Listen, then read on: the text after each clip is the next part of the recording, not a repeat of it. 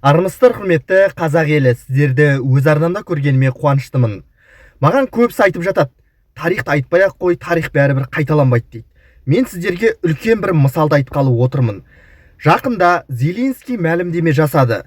Зеленскийдің мәлімдемесіне қарайтын болсаңыздар, егер қазір Путинді тоқтатпайтын болсаңыздар, онда бұл жағдай үшінші дүниежүзілік соғысқа алып келуі мүмкін деді. Зеленскийдің мәлімдемесін тыңдап көріңіздер алдымен. CBS News'ке берген сұхбаты кезінде Зеленский мына бір шындықты айтты.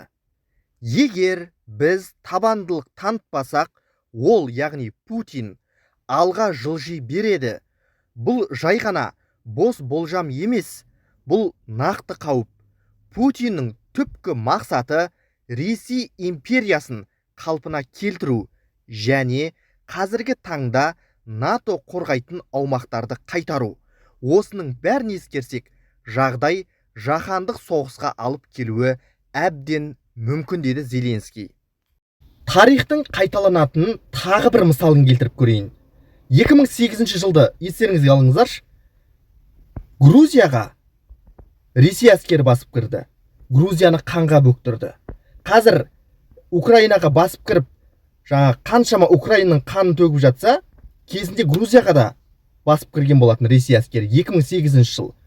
Қазір мына Донецк, Луганск сияқты республикалар пайда болса, кезінде Грузияға басып кірген кездері қандай оқиға болып еді? Оңтүстік Осетия, Абхазия. Грузияны қанға бөктірді сол кездері 2008 жыл. Саакашвилидің тұсы болатын. Ал қазір Зеленскийдің тұсы. Мына екі адамды көп нәрсе байланыстырады.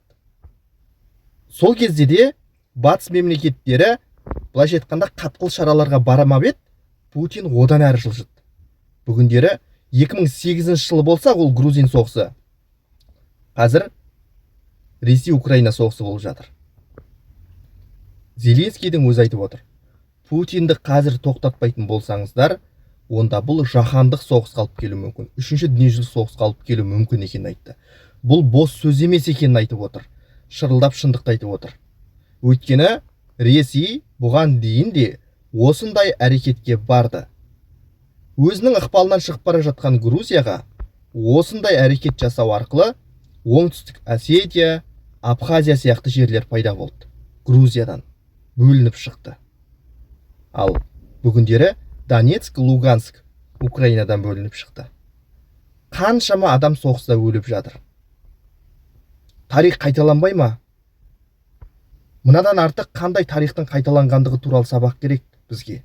Ойлап қараңыздаршы. Ешқандай айырмашылық жоқ қой бұларда. Тек мемлекеттері өзгеріп тұр. Бұрын Грузия жертва болса, қазір Украина. Осыдан кейін айта аласыздар ма тарих қайталанбайды деп?